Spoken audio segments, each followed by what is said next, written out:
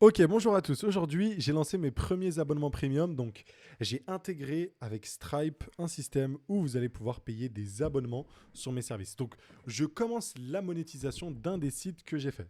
Le but, ça va être de partager les résultats de manière transparente. Premier truc, déjà, n'allez pas sur LiquidView et n'allez pas acheter l'abonnement pro. Tout simplement, ok. C'est pas le but ici n'est pas d'utiliser la vidéo YouTube pour promouvoir cet abonnement, ok. C'est simplement, comme je vous l'ai dit, ici la chaîne sans filtre, on partage. Le site LiquidView, il est principalement vu par des gens à l'étranger. Donc, c'est plus cette audience-là que je vise en tant que clientèle pour qu'ils payent l'abonnement sur LiquidView. OK. Sachant que la plupart des features qui vous intéressent pour avoir le coût d'exécution aujourd'hui, bah, vous l'avez ici. Après, pour accéder à la database, ce genre de choses, c'est payant. Je vais vous expliquer pourquoi juste après. Mais c'est pas des notions genre 1K, 10K, 100K, c'est ce que tout le monde a besoin. Vous voyez sur les 24 heures, vous avez l'historique, vous pouvez comparer. J'ai aussi fait un système de login, ok. Donc ça aussi, ça va être intéressant de voir. J'ai vibe codé, enfin vibe codé. En fait, je vibe code tout, c'est juste que j'utilise des agents IA. Mais voilà, je préfère appeler ça du vibe coding, même si on veut se donner un air sérieux, on peut dire qu'on fait du codage agentique. Bref, on a créé aussi un petit routeur, on a créé une petite heatmap. Voilà, on a créé voilà, des petites features comme ça qui sont assez rigolotes. Donc bon, comment j'ai fait? Bah, déjà tout simplement pour le côté login, ce que j'ai utilisé c'est Supabase. Ok. Donc vous pouvez taper Supabase, ça agit en tant que base de données, mais il vous permet aussi de faire de l'authentification avec le auth que vous voyez ici. Donc c'est ce que j'ai fait. J'ai utilisé Supabase pour le côté database parce qu'on va se connecter, on va mettre l'email, on va se connecter. Hop, du coup, là, j'ai mis mon mail, j'ai reçu un code à 6 chiffres. Ça, c'est un système que j'aime beaucoup. Moi, j'aime pas aller sur chaque site à chaque fois, ça rend fou. Tu es là, tu dois créer un nouveau compte, un nouveau mot de passe. Et, euh, et tu dis, bon, est-ce que je mets le même mot de passe que les autres? Parce que ça rend fou à la fin. Et tu dis, c'est pas sécurisé et tout. Donc, bon, au final, tu te dis, je vais pas le faire. Mais c'est trop chiant à retenir. Du coup, là, tu as juste à recevoir le code. Donc, le code que j'ai reçu, c'est 62425908. Hop, je vérifie, je me login. Du coup, là, j'arrive dans mon espace. J'ai déjà payé l'abonnement premium avec ce truc-là. Ok, je l'ai déjà. Je peux manager mon truc. Mais voilà, par exemple, je peux changer mon pseudo. Voilà, je peux le changer comme ça. Hop, je peux sauvegarder. Par contre, je peux pas mettre d'espace. Ok, donc là, ça fait bien une erreur. Je peux rajouter des chiffres. Ça fonctionne bien et tout. Donc, ça, c'était la première partie. Ensuite, il fallait ajouter la partie où tu peux prendre l'abonnement. Donc là, il n'y a plus le truc pro, mais comme on l'a vu avant, hop, on sign out, vous avez l'onglet pro et c'est ici que vous prenez. Ça vous renvoie vers une page Stripe pour payer. OK. Le mail que vous avez vu, que j'ai reçu, à la base, c'est Supabase qui l'a envoyé. Là, j'utilise un autre service qui s'appelle Resend. Donc, c'est littéralement ça, ça s'appelle Email for Developers. Du coup, le truc qui envoie l'email, je vous montre à quoi ça ressemble. Hop, vous le voyez juste ici. Du coup, c'est team.send.liquidview.app.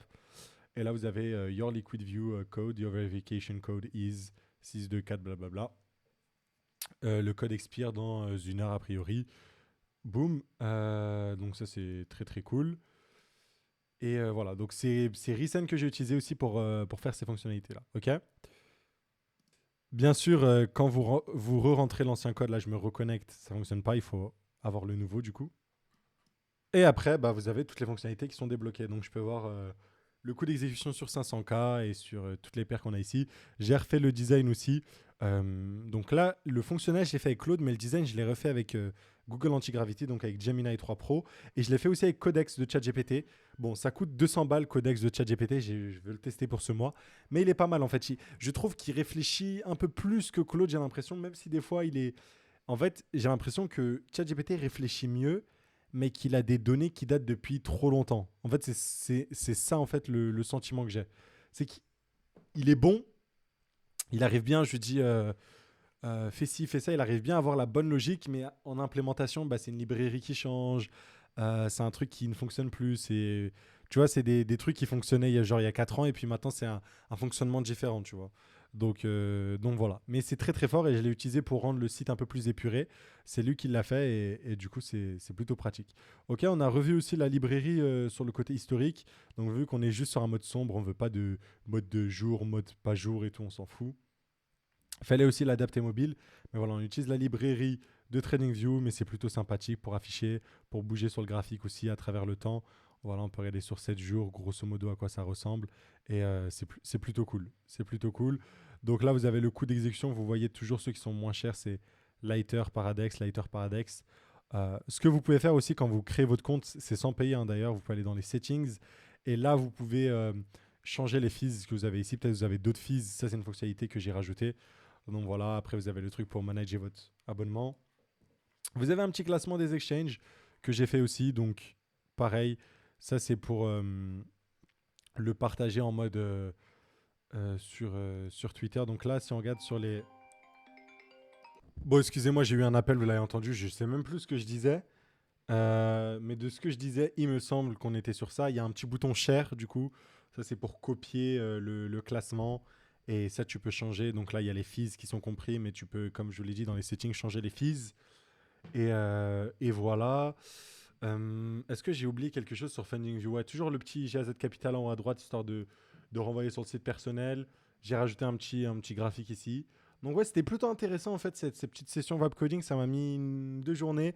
J'ai dû débug quelques trucs, j'ai dû revoir la sécurité parce que de base, sur le site, bah, tu pouvais juste faire inspecter l'élément et tu pouvais activer un truc et tu avais le mode premium et tout. Donc j'ai dû aller un peu plus loin, regarder la documentation Stripe, la donner aussi à l'IA et lui demander voilà, est-ce qu'il y a moyen de contourner le paywall.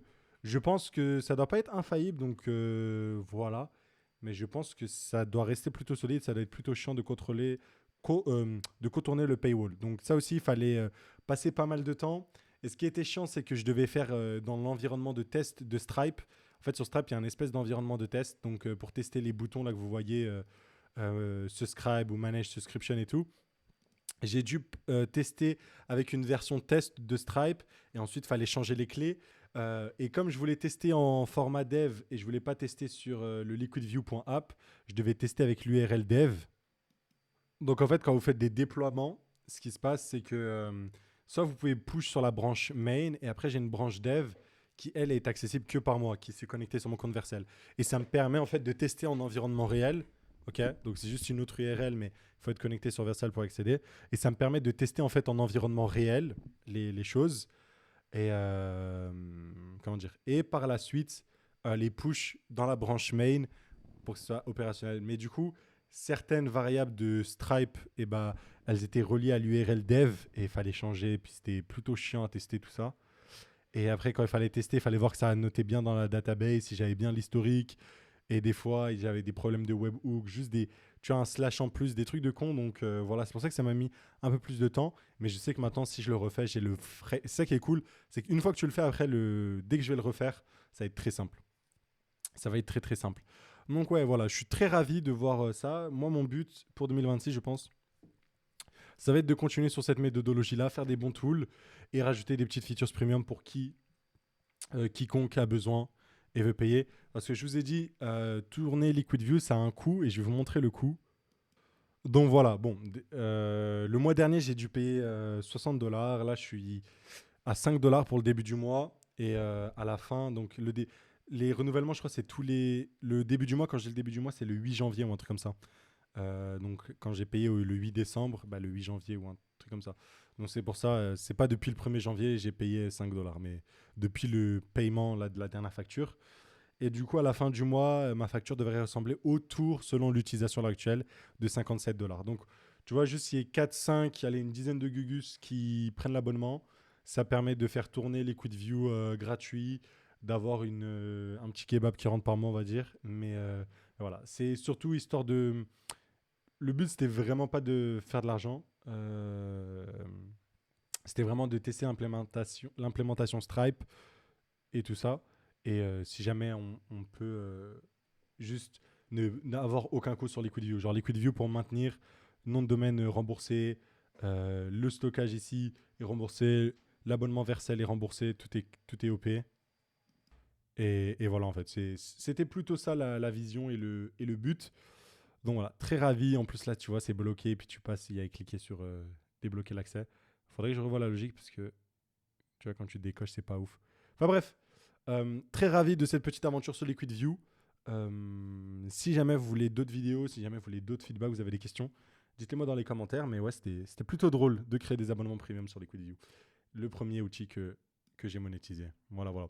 Sur ce, n'oubliez pas de regarder les autres vidéos de la chaîne Sans Filtre, elles sont rigolotes. Enfin, elles sont rigolotes. Elles sont intéressantes. Et ouais, je n'ai pas beaucoup dormi, donc je suis un petit peu fou dans cette vidéo. Pas mal de bégaiements, pas mal de trucs, donc désolé. Mais voilà, voilà. Très bonne journée à vous. À plus dans l'arrêt de bus.